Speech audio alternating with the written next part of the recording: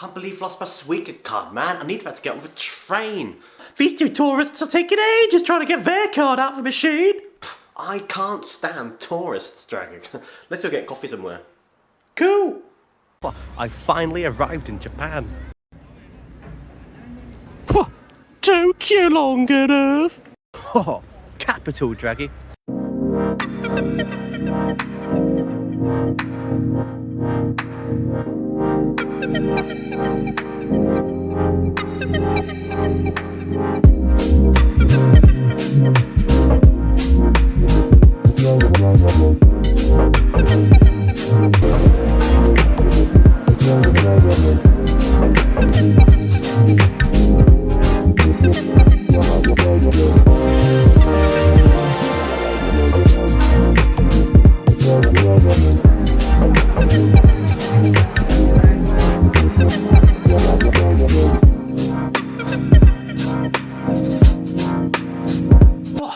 How long was that coffee, Draggy? 4 hours, man. Asakusa, in our opinion, is simply the best thing to do in Tokyo during the daytime. We didn't find anything else like it. Asakusa me?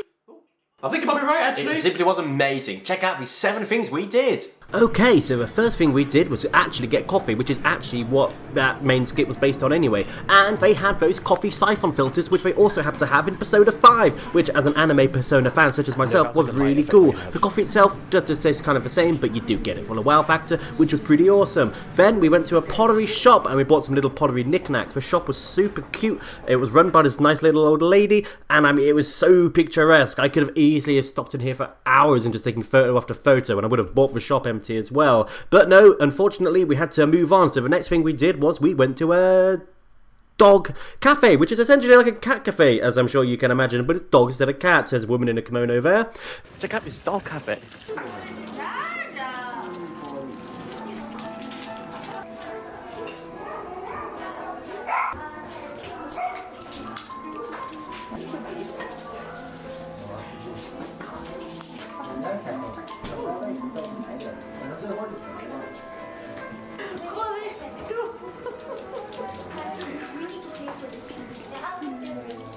I don't know, they're just awesome. Why are they so cute? We even managed to film proof of Japanese game stalls are totally cheating, man, because as you can see, we hit it dead on, it bounces right back, and you see the cork there just dipping right behind us. What a total rip-off, man. We didn't go home empty-handed, though. We got some sweets in the shape of pills, and everyone must have thought I was a right little something or other. After that, we went to a Don Quixote department store, which perhaps merits its own video. It's a rather amazing mix of bright lights, loud music, and pretty much anything under the sun, and pretty good prices. After that, we saw this little dog being carried by a woman. I just had to stop and take a photo. It was so funny. After that, we found ourselves, I should say, in a temple complex, absolutely surrounded by these modern new shopping arcades, and there was this really old temple there. Now, this was the 25th, so this was around about a week before the New Year in Japan, which is a big deal. So people were getting ready. They were celebrating. They were ringing the bells. I know, getting their fortunes told as well. We were quite frankly really impressed by this. Next, we had our Christmas dinner, which was squid, omelette, and dissembled pancake. Not pictured. Yes, a bit of an interesting Christmas dinner this. The man came here and he cooked it himself. We paid him a service charge, more of that later. And finally, we stopped off at a matcha cafe where everything was matcha. Ice cream, yes. Drink, yes. Beer, yes, which I treated myself to.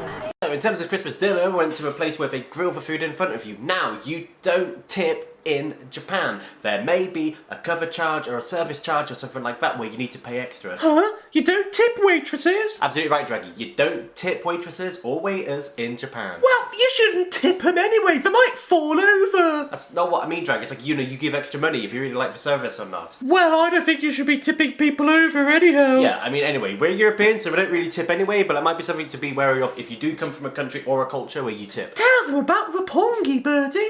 Yeah, so as it was Christmas and we were all in the mood for Christmas lights, these sorts of things, we decided to go to a relatively well-known, it seems, Christmas tree light display over there in Tokyo. Hey! We saved you a trip. This is it.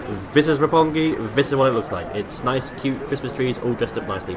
Yes, very good for Instagram. I wouldn't say it was worth a 30-minute metro ride we took to get there. We probably could have done something better instead. Bit of a waste of time, really, wasn't it, Bertie?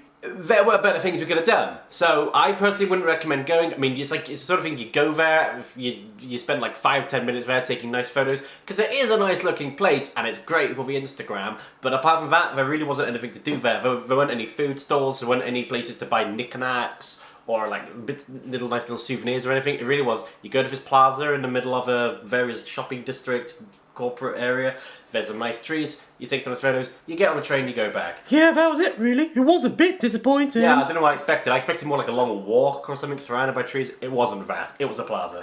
I'll tell you one thing, that place ain't getting a round of applause. Bertie, let's talk about Shibuya. That's it, Draggy. It's on to Shibuya, the classic place in Japan with the crossroads. Check out this really shaky footage we got of it.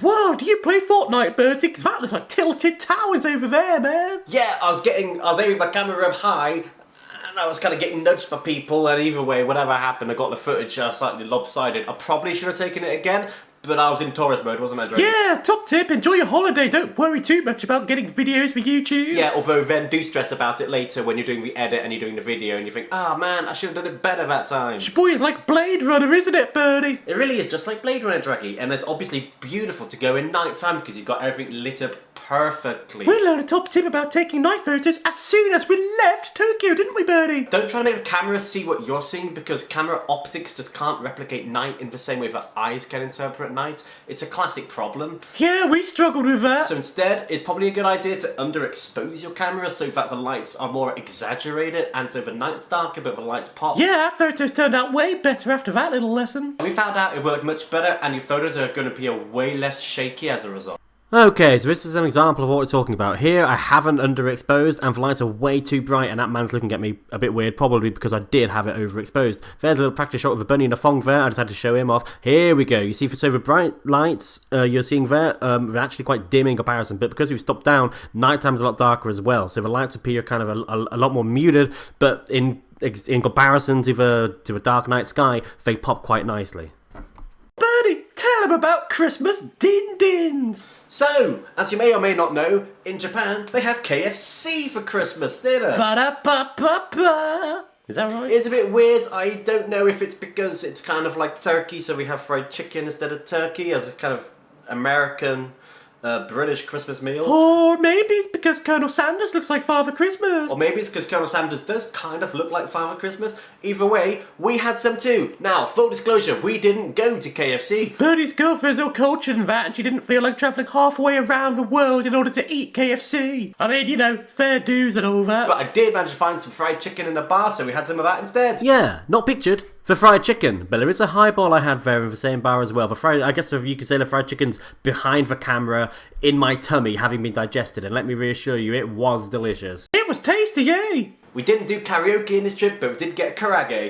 Karage instead of karaoke. Give him a like and a subscribe for that lame joke. Put on your teacher hat and tell them how to order food in Japan. Right, so I'm out of focus. We really tried hard to learn Japanese before going to Japan, so at least we could say some things and we wouldn't be like totally unprepared. Now, we spent a good deal of time learning the numbers, but the numbers when ordering food radically change from the numbers as they are in Japanese. How so, Bertie? Well, let's go over a basic sentence structure. So the first thing you're going to say is for food that you want, the second thing you're going to say is for quantity, and the third thing you're going to say is please, because of course we're trying to be polite there, Draggy. Well, if you say so. I'm not being polite if you order a dragon roll, though. You wouldn't order a dragon roll anyway, Draggy, that because it's cannibalism.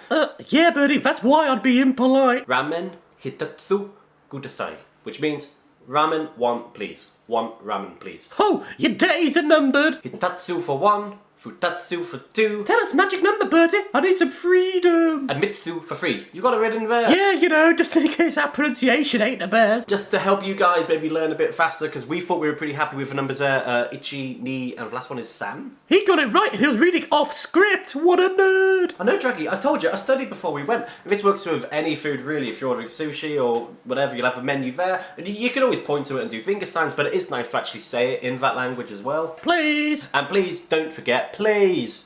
So there you have it, folks. We showed you a great place to spend a full day in Tokyo. Asakusa me. We gave you a little tip there on night photography. Underexpose yourself. And we also showed you a nice way of ordering food in a Japanese restaurant. Advice, it's so good as I. That's all for free. Well, thanks so much, folks. Bye.